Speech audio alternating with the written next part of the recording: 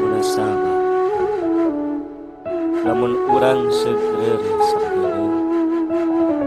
ngaragap jeung ngarampa diri kana lalakon jeung lalampahan anu geus kaliwat nyaliksik tur nalek diri geus tepi ka mana jeung kumaha tepi poe ieu teh katut rek kumaha nangtukeun lampah poe isu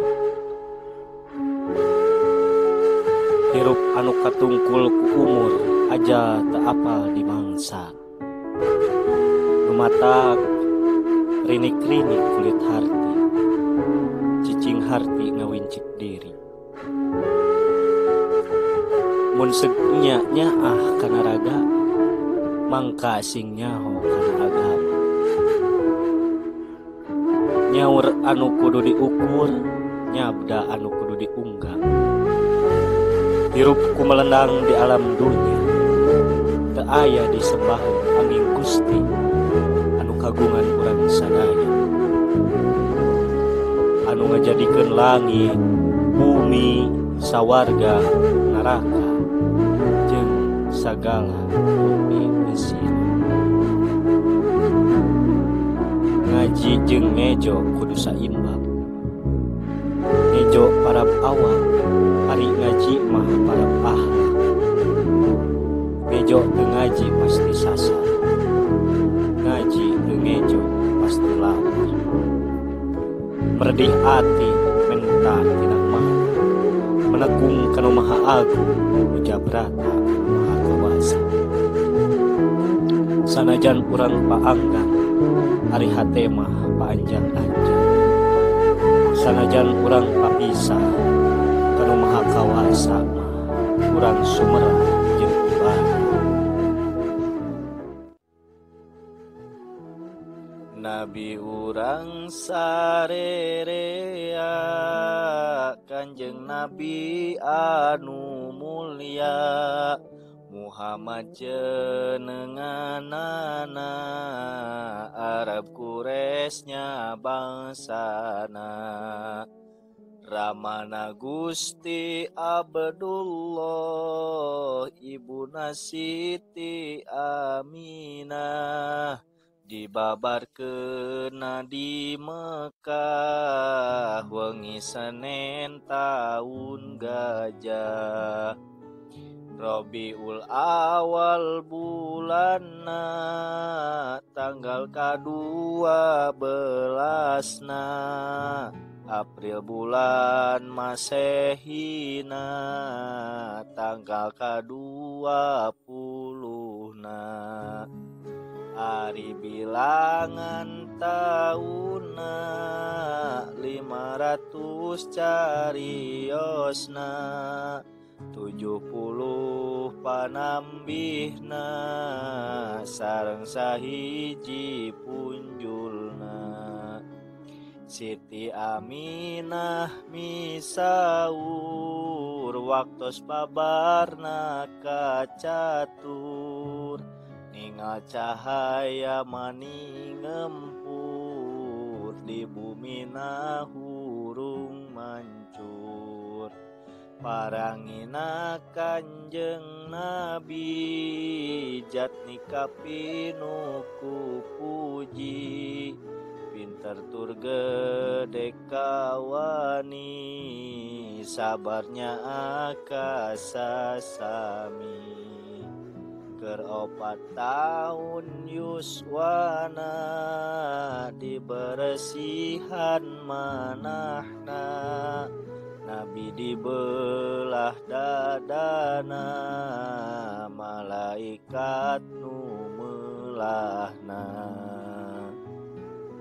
Jibril kadua rencangna Mikail jenenganana mesikeun kana manahna ilmu hikmah sapinuhna tuluy dada Kanjeng Nabi gancang dirapetkeun deui sata teu ngaraos nyeri dicap ku hotamin Nabi Rama Nabi kacaturkeun, pupusna kacarioskeun, basa Nabi dibobotkeun, 2 sasi kaunggulkeun. Kagenep taun yuswana, ditinggal pupus ibuna, Nabi dirorok eyangna, Abdul Muthalib asmana. Kersana Rabbul Alamin, Kanjeng Nabi nu prihatin, yuswa 8 tahun yakin, eyangna muli ka batin. Sabada wafat eyangna, Nabi dirawat pamana, Abi Tholib kakasihna, saderek teges ramana.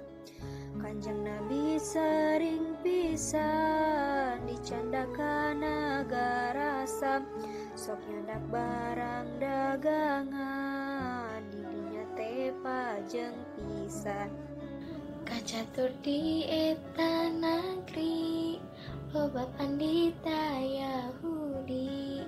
sareng pandita Nasrani, nutupang jeung Kanjeng Nabi. Sadayana sasauran, ieu jami munyalahan, dinabieun akhir zaman, Taurat Injil geus ngiberan. Sifat Nabi panganggesan, aya di anjeunna pisan, harita loba nu iman,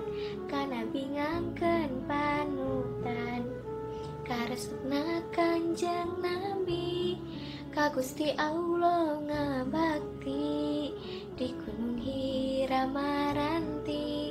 ibadahna saban wengi, dirinya jol kasumpingan, Jibril nurunkeun Quran, kalawan dawuh pangeran, Nabi didamel utusan. Harita yuswana Nabi, 40 tahun kawarti, diutus ku Allah pasti, nyebarkan agama suci, anu iman pangheulana, Siti Khadijah garwana, Abu Bakar kaduana, sahabat nu pangmulyana. Murangkali nu nonoman, anu pangheulana iman, Sayyidina Ali pisan, kana bisa derek pisan, jeung ari jalma beulian, anu pangheulana iman, Said Bilal kaleresan, anu jadi tukang adzan. Ari lolobana pisan, ka Nabi teh ngamusuhan, nganiaya ngajailan, teu aya pisan ras-rasan. Nuju tanggal 7 likur, bulan Rajab nu kacatur, runut kaol nu kamasyhur, Kanjeng Nabi teh disaur, dipapaku malaikat, nyandak buruk nu kasebat, lempangna teh cara kilat, tutunggangan Nabi angkat. Di Mekah ka Baitul Maqdis, telah milami antawis, ku jalmi henteu katawis, kersana Gusti nu wacis. Di Baitul Maqdis terasna, naik tangga saterusna, Mi'raj teh kasebatna, ka langit Nabi sumpingna. 7 langit sadayana, sareng aras pangluhurna, di sumpingan sadayana, katut surga narakana. Kanjeng Nabi ditimbalan, Rahman ku Gusti Nu sifat Rahman Anjeunna kuduna tepan salat muji ka Pangeran sadayana jalmi iman sami gaduh kawajiban salat nu 5 giliran teu meunang dikurangan salat eta minangkana dina agama tihangna jami nu luput salatna nyata rubuh agamana kafir maka kacaturkeun barang nabi nyarioskeun miraj lain dimuyakeun anggur pada nyengseureikeun pada saatna kalakeun tidinya Allah ngersakeun Kanjeng Nabi dialikeun ka Madinah disirnakeun para sobat pirang-pirang nu mela milu iyang milu ngali saabrulan teu pisan sumorea Tambih kamuliaan Nabi di Madinah asal sepi jadi rame kuno ngaji muji kanu maha suci 10 tahun lamina di Madinah jumenengna agama Islam cahyana gumabiar ka mana-mana Ari mungguh Kanjeng Nabi nyaahna langkung ti misti ka umatna jalar istri leuwih ti sepuh pribadi welas asih kanu miskin sumawon ka budak yatim pada sebeku paparin kadaharan jeung pisalin akurna ka urang kampung calik satata ngariung tara angku jeung adigung sanajan ka urang gunung kanu nandang kasusahan gering jeung kapapatenan ngalayat sarta ngubaran ngajajabkeun ka kuburan manis saur manis budi estu musti kaning jalmi sajagat mo mendak deui sae rupa jeung parangi Rarailir bulan purnama halis nalir katumbiri waos lir inten widuri salira harum wawangi estu kersaning pangeran lain sengit di menyanan keringat pada nandean diparake sesengitan pirang-pirang mujizatna tawis kanabianana Quran nu nomer hijina mujizat nu pangmulyana tangkal nu perang dauna disiram urut abdasna ngadadak loba buahna sarta hirup saterasna domba nu banget puruna sarta lalepe susuna diusap ku panangana ngadadak jubu susuna dina hiji waktos deui sahabat bet kirang cai teras wae Kanjeng Nabi mundur cai anu kari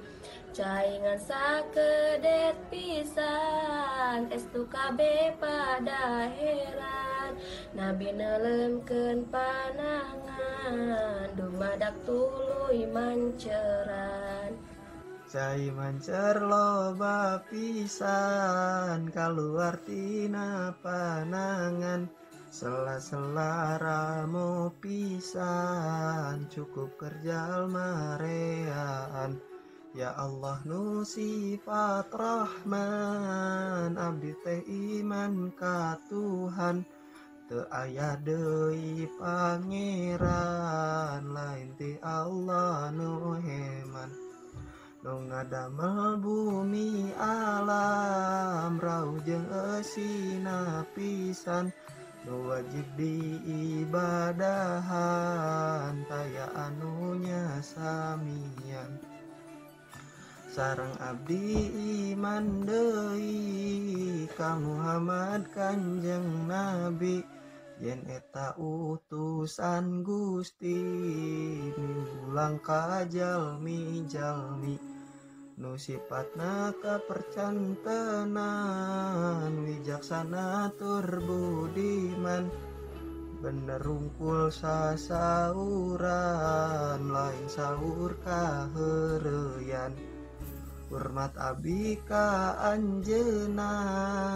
dina mangsa jumenengsa sareng sabada wapatna estu teu aya bentenna. Duh Gusti junjunan abdi Sayyidina Muhammad Habibi pamugi salira nampi kanu hina diri abdi.